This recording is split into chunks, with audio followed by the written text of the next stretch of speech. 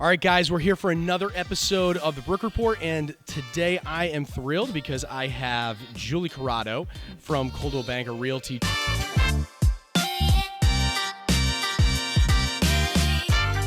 Julie is, for those of you who are joining us for another episode here, Julie is in the top 0.5% of all Coldwell Banker agents nationwide. So congrats, Julie, on that. Thank you so much. Thank you. Yeah, and I'm pumped to have you today, not only because you're a phenomenal real estate agent, you really know how to bring a level of excellence to your clients, but you're also like deeply involved within your community. You have a great understanding on keeping in touch with those who have passed you business over the years, and you also have a passion for this idea of legacy and passing on what you know to others. Through the process that you've gotten into real estate. So I'm excited for the conversation today. Yeah, happy to be here. I do have to start with saying how I met Julie. So I will never forget the day where I was actually a real estate appraiser, and I got out of my car, and there was this fantastic woman who gets out in this BMW convertible. It was a white convertible, and she had everything together, absolutely timeless. And she was prepared beyond belief, and that was really the difference. It wasn't the BMW, it wasn't the hair, it was the fact that she was extremely prepared. She knew every single comparable that was listed there, had likely toured it, and had commentary on everything. And I felt for the first time as a real estate appraiser that a real estate agent was so well informed and in command of the facts that it gave me confidence to say, well, you know what, maybe there's something more to this, and it wasn't just flashy cars and hair. So thank you for inspiring me, Julie. Yes, I do remember that day, David. I do remember that day. And then shortly after, you became a realtor and rose very quickly to the top. Yeah. So, well, today I want to talk about a little bit about your style of running your business. So, so many people today in the business are accustomed to going online, finding programs out there like Realtor.com and Opcity Leads, going to Zillow.com. But for whatever reason, you sort of stood above the rest, and I really want for our audience to understand that your involvement with your community and your involvement with your sphere of influence, I think is unparalleled and pretty much second to none. And so I'd love for you to share a little bit of your heart, a little bit of your expertise with people on how you do that. I know from the past you've been a fan of Brian Buffini and his process there. So would you talk a little bit about how you gather your business from your community? Okay, sure. So I knew early on through getting coached through Buffini and Company that one of the public's biggest problem with realtors is they get the commission check at the closing and they don't hear from their realtor ever again. And I said, oh my God, that's never the way I would want to feel as a client. Like I had this great relationship with somebody. We talked every day for months and months, and then I never heard from them ever again. Did they just want my business and that was it? So it was a big aha moment for me to realize that I really need to stay in touch with my clients. I enjoy working with them. I would love to work with more people like them. And so why not do my business by referral instead of always finding new leads online? So that was a huge turning point in my business when I joined Buffini and Company for their coaching, learned how to give like a better level of service to clients, serve them like on a deeper level, a more emotional level. What do you mean by that specifically? Just so like question. newer agents who are listening in, like how do you really serve a client on that level? Yeah, it took actually years for me to figure out what that even meant. So, going through the process a couple times myself, buying and selling, it gave me a greater understanding, but not everybody has that advantage. So just to really know that it's a stressful experience when you're going through a home inspection, or you're making an offer and there's multiple offers, or there's not multiple offers and you just want the house and you want to, you're nervous. It's really a nerve-wracking experience. So to communicate, to know those points when your client wants to hear from you without them having to reach out to you first, that's critical. Now you're serving that client to a better level because they know we've got a handle on things. They're not having to connect and reach out and ask us questions first. That's really the way you can serve somebody during the transaction on a more emotional level, is that you're really holding their hand. Even if they're a big husky guy and they don't look like they need hand holding, everybody just has questions. They're nervous. If you know that about them and the process, be there for them without them having to come to you first. That's really huge. I think that that's it. And really, we need to stay on this for a moment here. The idea that we're informing our clients and giving them that direction before they need to ask us, it's not just a great process, it's actually leadership. And those who understand that level of leadership actually have a greater effectiveness. I was recently talking, I think I had done maybe a post or something about this of John Maxwell's law of the lid, which is a person's effectiveness is directly related to their capacity for leadership. And so I believe that you're touching on this now, is that your capacity for leadership for your clients is something that allows you to be one of the most effective real estate agents, not only in Connecticut, but also in the country because of that. So how, after the process, are you incorporating that leadership so that your clients continually, we see it all the time through your business, continually refer you? Yep.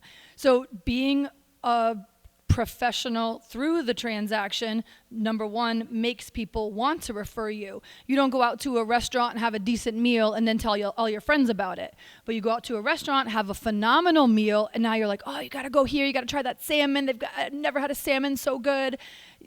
Blow them away with your service. Give them that added value during the transaction. Are you giving them a closing gift? Are you meeting their needs emotionally through the entire process, where after the process, they even want to refer you? So it starts with the service and being a true professional during the transaction, so that after they, number one, want to refer you, but number two, you're always staying top of mind so that they think about referring you. There's a thing called a reticular activator. It's like when you're pregnant, you see a bunch of pregnant people. When you're buying a new BMW, all you see are BMWs. When you're buying a home, that's when you're most likely to talk to people who are buying or selling a home.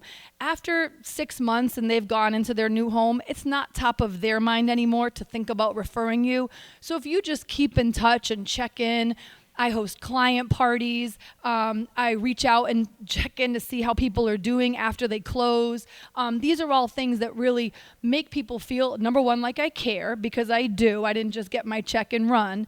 But then I'm their trusted advisor. If they need a painter, they need a plumber, they need a decorator, you name it, I'm that person that anything house related, they think that they know they can call me. If a house goes on the market on their street, I'm probably reaching out just to let them know, hey, this just came on, this is what it's selling for. I just want to be that accessible go-to person for them well after the sale. So listen to that, brand new agents. Hear that for yourself and really internalize that. It is everything from the sidewalk all the way to the back fence. Julie is there for her client regardless of whatever their concern level is, and has nothing to do particularly with do you want to sell your house again, or do you want to buy a house, do you have someone to refer? It's that level of being a resource to the client post-transaction that allows people to feel like they're not a transaction, but they're actually involved within her ecosystem of professionalism. Yep, exactly right. I never want people to feel like they can't just text me, message me on Facebook at any time. No question is too small.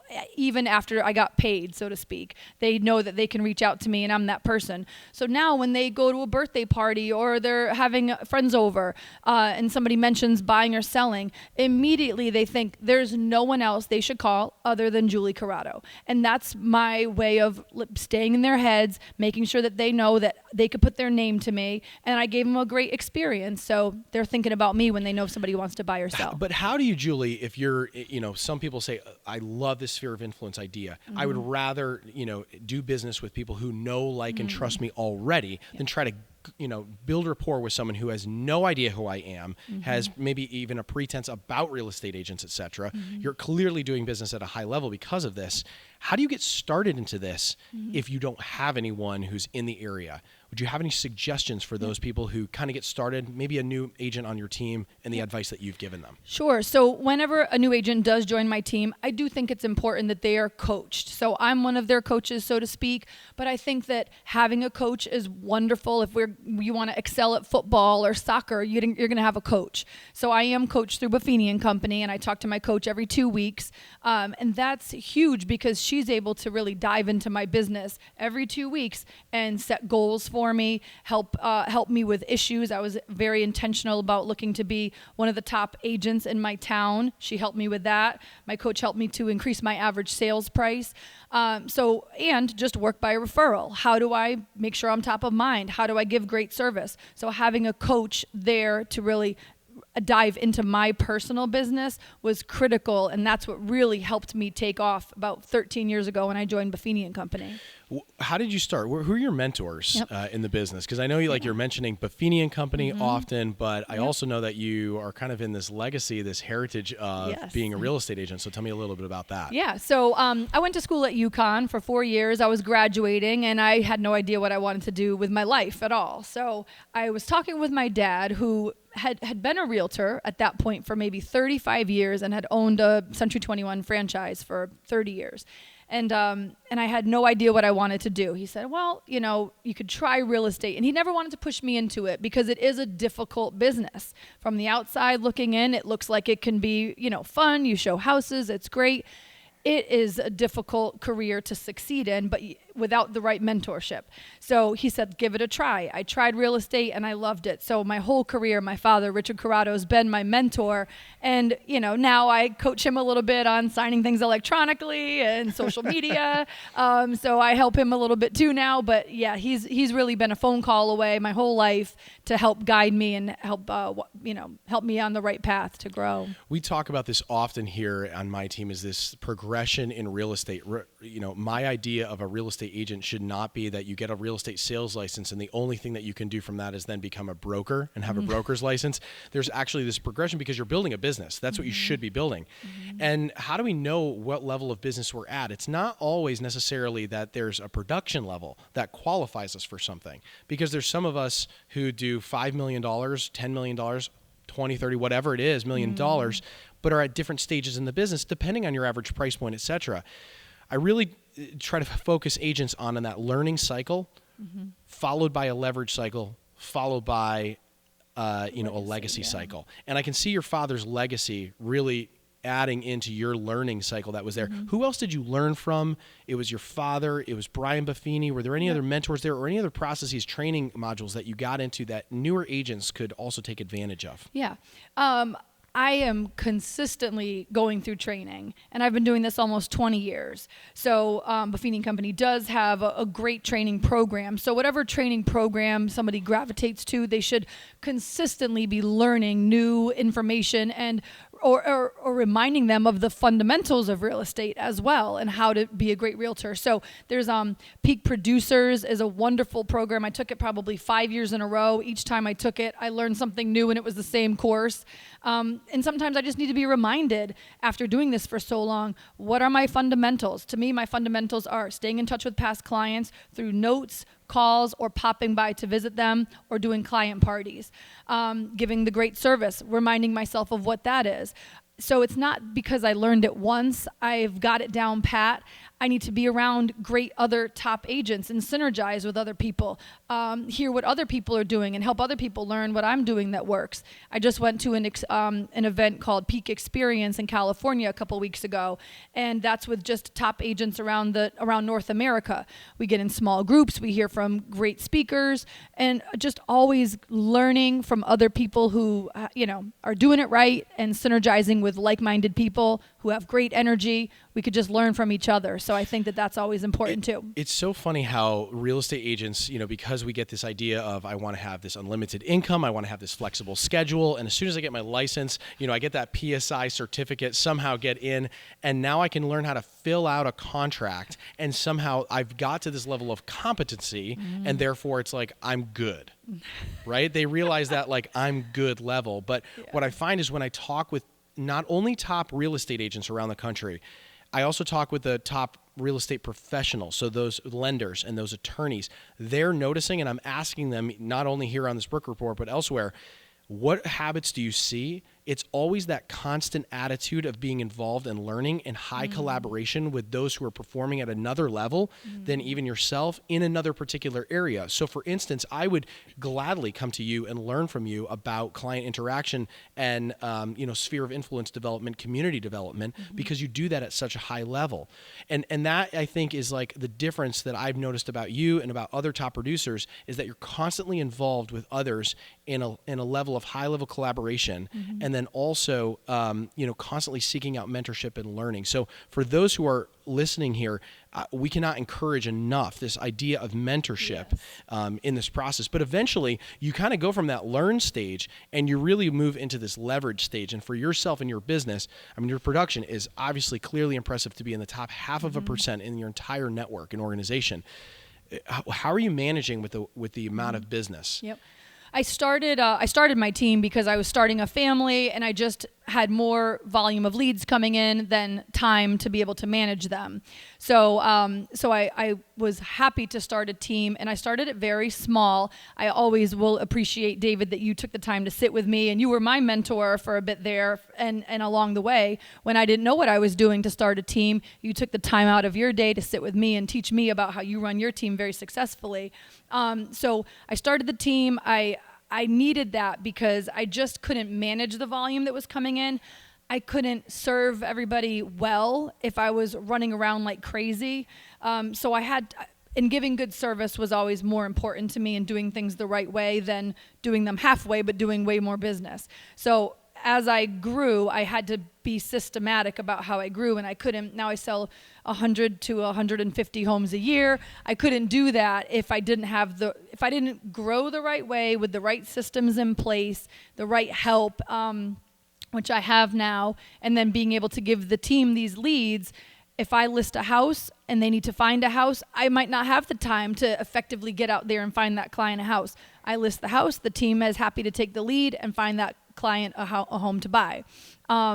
So it really was a natural progression for me in my business, and I just needed the extra help. And listen in here as to what Julie's saying, because that is a healthy reason to actually start a team. There's so many individuals who want to start a team either for reasons that it shouldn't be, right? If this is a business, you don't just start a business for clout. You start a business due to the fact that either your production levels warrant it, or you have a passion for leadership and training and other things where your income can sustain outside of someone else's production level. And so for yourself, you were able to begin with that team and then support them through your own mentorship. However, you also had that lead flow that was constantly coming in. When did you bring in admin support? When did you bring in that in-office, in-house support? Yep. When I first got into real estate, one of the things my father said was that I should have somebody helping with the paperwork. So from the beginning, I've always had an assistant.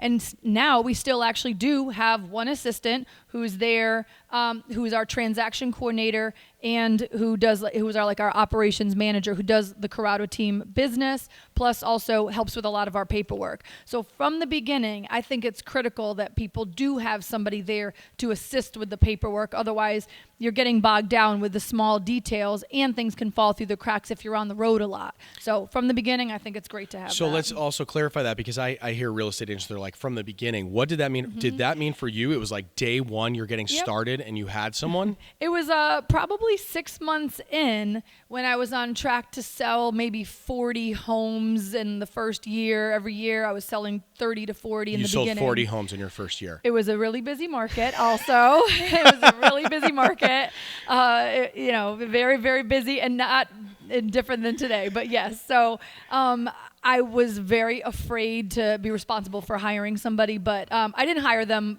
maybe it was 20 hours a week or something. But that's so important to understand and clarify as well. So some agents come into the business and sell 6 homes in a year. That does not mean if you're starting brand new into the business and you're selling 6 houses to start getting somebody on full-time employment. We're really looking at somewhere between 30 and 40 homes a year. Production levels, depending on, however, think of this in units rather than in volume, but it's the amount of transactions and the amount of transaction paperwork that is what necessitates. Yeah, I totally agree with that. Yeah, if you're selling 30, because you should learn the paperwork yourself in the beginning. Absolutely. So you don't want to pass these things off to somebody else. I mean, part of being a professional is fully understanding every single aspect of this business.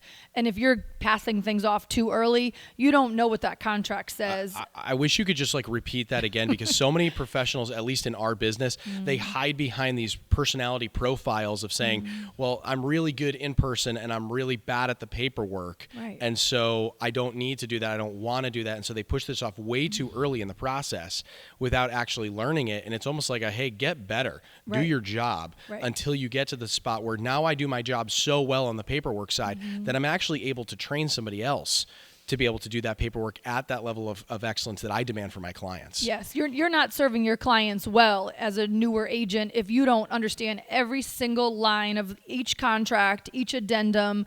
If you haven't taken that time to read the full contract, you're not serving your clients well, because you don't know. There's so many things that can go wrong, and we are the front person. There's a lot of pressure on our shoulders to make sure we're guiding our clients through to the closing, not making decisions as an attorney for sure, and guiding them for legal advice. But we really need to know how to protect their deposit and how to explain things to the clients. Well, speaking of protecting things, so how do you protect your own sanity, your family time? You're a mother, you're a wife, you've got a lot of responsibilities beyond just real estate. So how do you take a break for yourself? Yeah. Breaks are huge for me because I don't have an unlimited amount of energy. And if I'm going to be the best realtor or the best wife or mom, I need to take some moments for myself. Yeah. I go running in the mornings. And I find an exercise that I enjoy. So I do certain workouts that I really enjoy. And that's just something for me. And without being able to rest and have this rest run cycle, it's called, I just can't go forever, and you're going to burn out. So I think taking the time to do anything that you enjoy, whether it's getting a massage, getting your nails done, to not forget about taking good care of yourself first so that you can be great for everybody around you. Yeah, and it's easy for me to go serve my clients all day, come home and be a mess for my household. That's easy. So again, taking account and managing my energy. Sometimes it's even coming into the garage and taking 5 to 10 minutes and sitting there and decompressing before I go inside. So whatever stage of life, everybody's at, it's just taking account of yourself and making sure that you're taking care of yourself. Are you working all nights and all weekends, or do you set boundaries for yourself? As a new agent, you really do have to go really hard in the beginning, but you have to take some moments also to rest and call it quits on a Sunday, or call it quits half a day on a Wednesday, and just take the time to not be so responsive to your clients. Let's get very specific for just a moment about that rest and that intentionality about that rest. Prior to us, speaking here today, you and I had discussed previously about moments in your day in which you take time for yourself. On the daily. It's, walks. Is that what you do? Yep. And then taking a breaks. walk. Just taking a break to actually have lunch, and it's not every day, but taking a break to have lunch, taking a break to walk to the bus stop and take a walk around the neighborhood.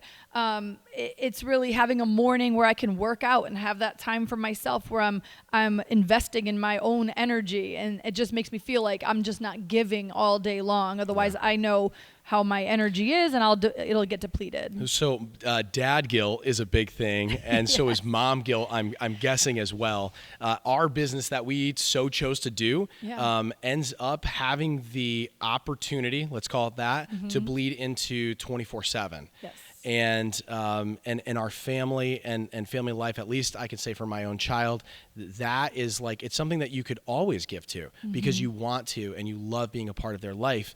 How do you really protect that time as mom? That's a great question, and it's a daily effort for me. So I don't have it figured out or perfect, because it's so real, the mom guilt for sure. I really try to be so intentional about not being in my phone. Naturally, I know myself, I'm a very reactive person. I get a text, an email, I want to respond right away. I feel like that's good service. I feel like I have anxiety if I don't get back to somebody. They're going to be wondering where is she? How come she's not serving me and responding to me?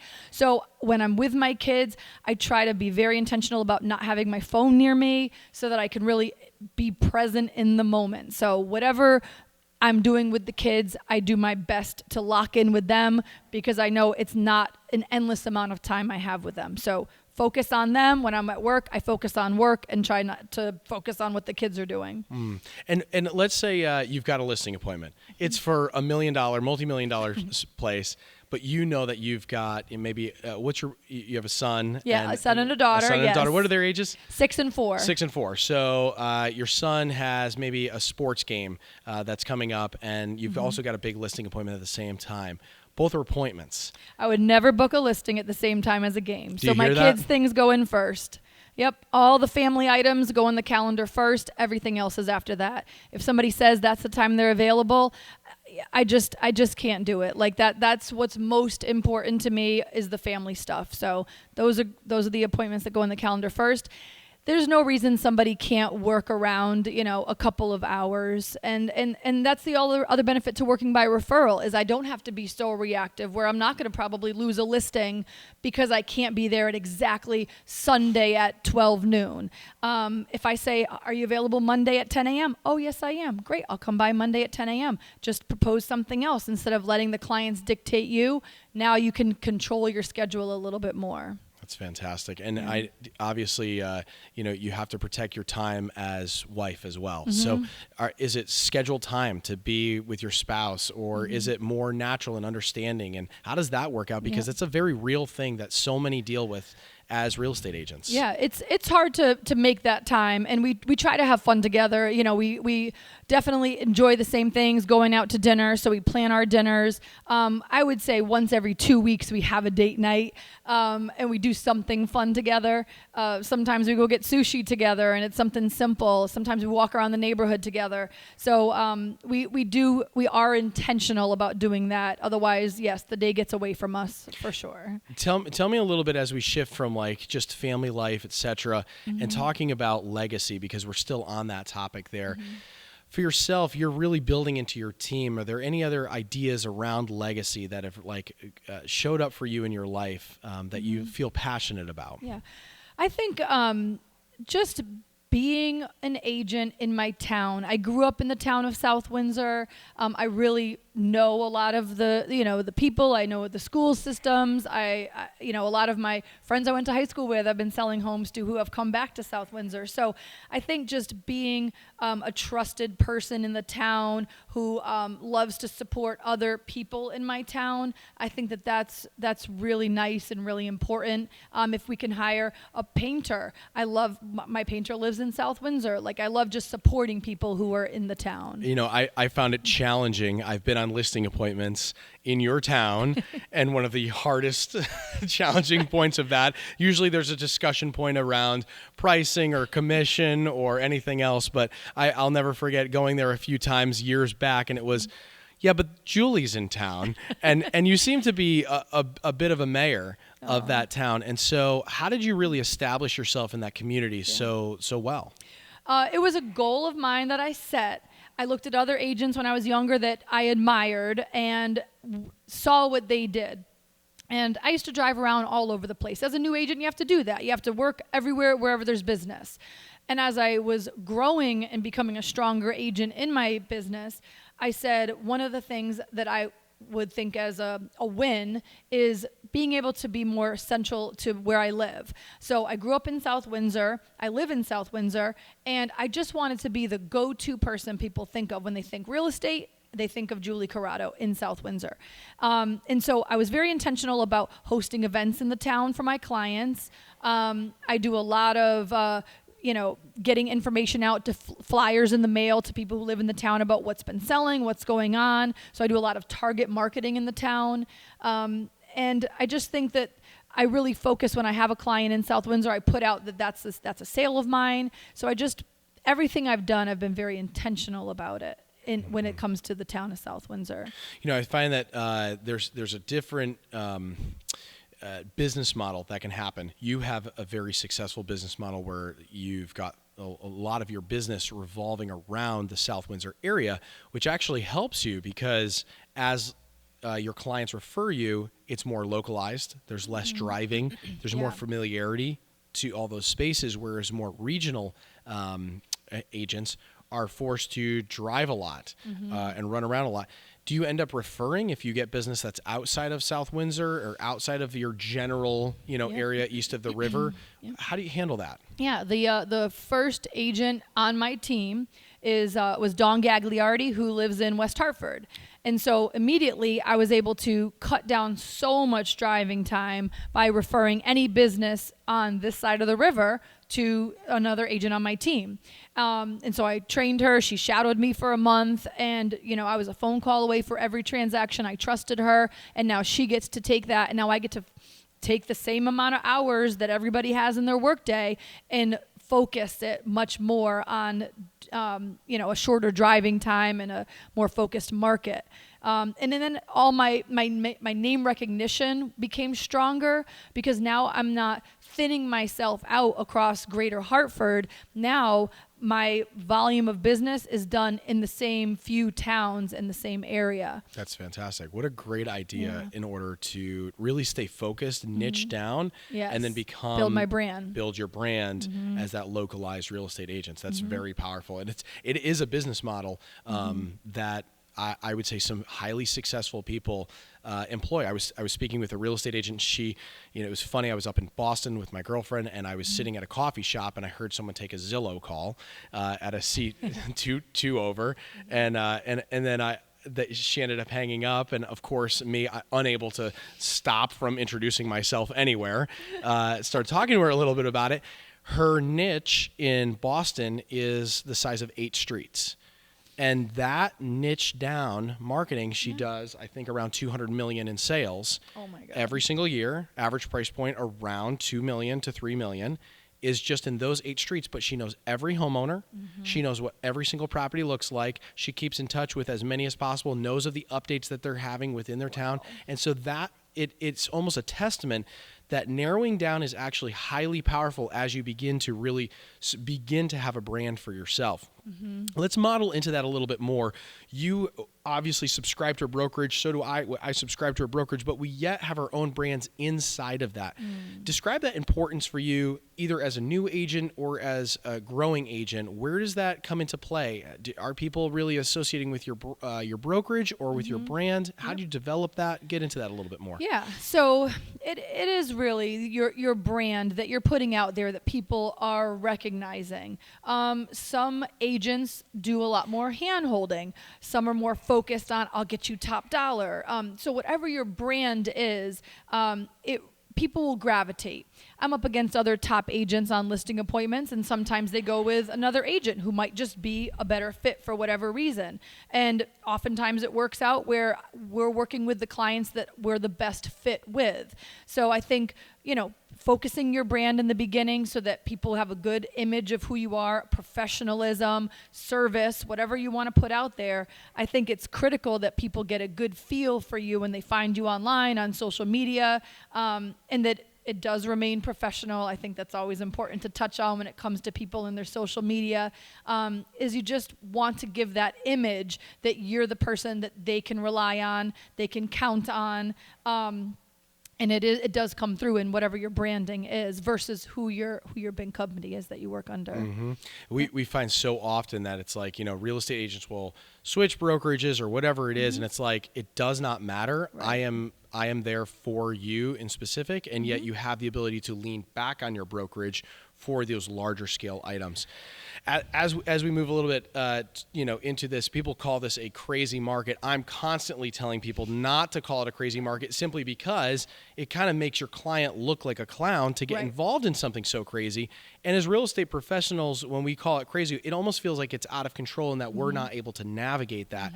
I know that you don't subscribe to that, idea of craziness because you have a really good understanding of demand and supplies. Over this next year, obviously people are changing their opinions literally monthly on this, whether that's Redfin or Zillow, NAR even, on their projections over these next 12 months. Where do you see the market moving right now? Yeah, I am very careful on my narrative to my clients that the markets do a variety of different things. There's pluses and minuses in each market for everybody. So we don't want to make it seem like it's a wild market. So that's a wonderful point, and what I teach my team as well when we're talking to clients about how to navigate, especially working with buyers, what the advantages are. So going forward, I think that the market's expected to level off. There's no crash, so to speak, that people are predicting is coming. And it's not like there was subprime lending that was causing the crash that we had in 2006, 2007, 2008. So it's just going to level off. The rates are up higher. Maybe they'll continue to go up higher. Maybe they'll come down a little bit. They're not going to go back down to the 3% that we saw. So the market is going to come to a cooling off period is what I tell clients. And I just always tell people, whenever it's the right time, don't try to time the market. Whenever it's the right time for you and your family to make a move, timing the market doesn't usually end up to be perfect, and you have to make a move when the time is right for you. Yeah, exactly. And how would you coach real estate agents who are just getting into this business now? There's 1.6 million real estate agents right now, and on average, there's around 1.1 to 1.3 million homes on the market, which means that some agents are really not selling as many as 12 homes a month like you are. So how would you suggest for them that they kind of budget their expectations over these next couple of years? Yeah. I think as agents get into the business now and they start to build up their experience level, it's going to be a little bit easier in the market to get offers accepted. So that's going to be, I think, a positive for a lot of newer agents versus how it's been for the last year.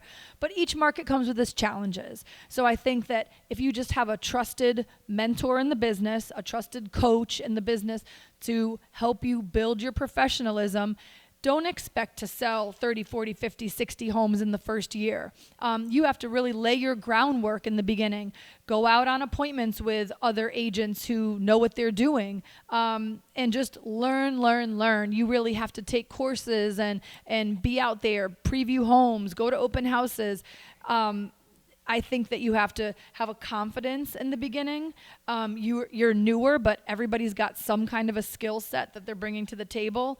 And you have to just get out there and believe in yourself, have that motivation every day that you're going to get up and you're going to just do what it takes to learn the business and gain more experience. Let's end on this, because I'm constantly looking at agents like yourself who just are producing at such a high level. You maintain a wonderful family life.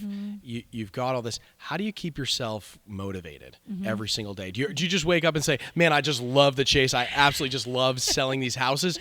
Or is there something else that powers you, and some people call it this big why? Yeah.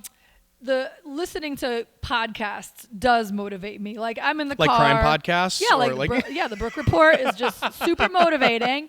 Yes, there's great podcasts out there. So you got to go with what motivates you. But sometimes music motivates me. Sometimes I'm listening to Jay-Z, and I'm pumped up. So it depends what the mood is. Do you have a pump up song before listing appointments? Come on, every real estate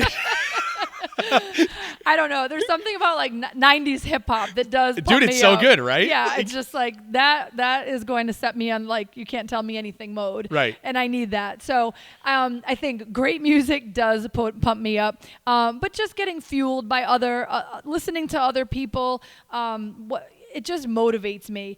Just even I think I have it in me to be self-motivated. If you don't have that to start off with, you're not going to make it in real estate, because nobody can motivate you the way you can have that fuel and that why that you mentioned. If you're not able to tap into the why and be self-motivated, you're going to have a really hard time. Yeah, I find these agents, and I meet with them, on a regular basis as they're coming into the business. Hey, is team a good fit, or is this? And I often ask them this question right off the start as they sit on one of the couches in our offices. And I say, what is your expectation of what you think a daily life of a real estate agent is?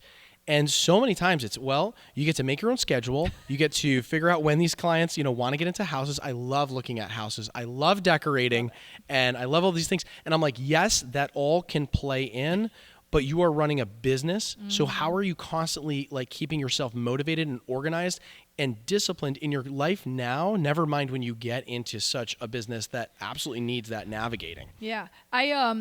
One thing that was important to me, and I could talk about my why a little bit and how it's changed over the years, but also on a day-to-day basis, having systems is critical.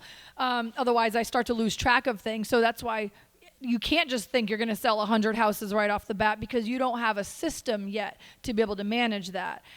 So on a day-to-day basis, that keeps me organized and on track and moving forward very nicely versus just kind of going crazy every day. But I have a why that's changed. So my why when I first got into it when I was 21 years old, I love to travel. I want money so I can travel. So I better go out there and make a lot of money so I can get out of Connecticut and go on vacation. I want to go to Miami. I want to go to the islands and go have fun. So that was my why when I was younger. Now that's not my why anymore.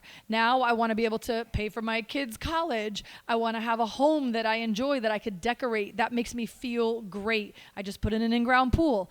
Now I got to pay it to keep that pool going. But my why has changed and I just enjoy the business, and I enjoy seeing my business grow. So on a personal note, like that makes me feel great, and I feel accomplished when that happens. So those are the whys in my business now. A question about stability for real estate agents, because I remember years ago you and I have chatted over the years about a little bit about our businesses and masterminding together. I remember that you had talked about funding for your retirement and how important that was. Yeah. For myself, it was personally, and I've been like publicly vulnerable about the fact that like I got behind on taxes, I got behind on credit cards, on all of those things that really when I got vulnerable and honest about that and authentic, I realized that many real estate agents face that. And then I ended up learning that 85% of the top 1% of real estate agents nationwide were broke because we live, when the commissions are crazy and you're making $100,000 in a month, then you start living at that level. Yeah. The market changes. And the market can shift and things can turn around. And I remember speaking with a mutual friend of ours, John Hodgkins, about this and how you were constantly funding for your retirement. And for myself, I had put myself on a regular paycheck now. So regardless if I sell 10 homes in a month or 2 homes in a month, I still have that ability. Yeah. Speak to the real estate agents who are out there in an honest, like, from your honest experience, what did you face in getting your life, and finances stable? So the market, if your mortgage is due by the 1st of every month, you don't have a paycheck there that lines up with when the bank expects to have the mortgage payment. So you have to be so careful. And it was hard for me. I racked up, when the market shifted, $60,000 of debt very fast because my expenses were still high and my income became a lot lower.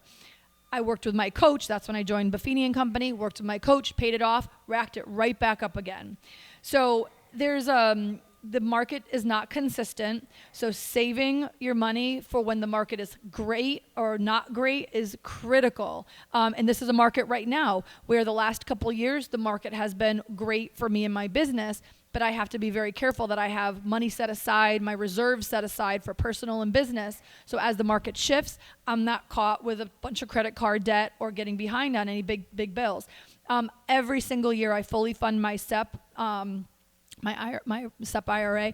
Is that what it is? SEP IRA? Yeah. I just pay it and I don't think about it. But I pay it and I'm very, very intentional about it because there's certain things that I pay first before I pay myself. And so never getting behind on taxes is critical for me. I pay them monthly now because so what we need to do. Yeah, because I know myself and I know that these are the things that I cannot get behind on. And each paycheck, that whole check does not go to me. It goes to pay the taxes. I have to go to pay the retirement and the savings to have money in reserves. Yeah, and I think as just, being in this business for as long as we have, you obviously longer than I have, you realize that there are these vicissitudes, there are these cycles that happen within real estate, but a lot of our bills are fixed, and your mortgage company doesn't care that your closings are going to be really strong in July and Right. August. They don't. Yeah, and you're slow in January. They don't care. They don't care. And so for the reality of like, bringing a little bit more stability to home, a little bit more stability to your own mindset, and actually more stability to your clients, because they can tell when you're trying to push for a closing or a commission because you need to make your bills. And I think your advice and your example that you've set, not only for your own life, but for other agents, is so important here, because it provides a longevity and a legacy that people can have as they continue on in this business. So Julie, thank you so much for joining today. Yeah, thank you for having me. I cannot say enough great things. You're one of the queens of real estate, at least in Connecticut for sure. And you've obviously earned so many accolades with Coldwell Banker. So we appreciate you. What's some of the best ways that real estate agents or consumers could follow you on social media? I am on Instagram and on Facebook. Instagram is at Julie Corrado Sells Houses, and you can find me on Facebook. Just search for Julie Corrado, Corrado. I just have a personal page. So I'd love anybody to follow me for sure and check out what I have going on. Awesome, guys. Thanks so much for listening. Appreciate you, and we'll see you on the next one.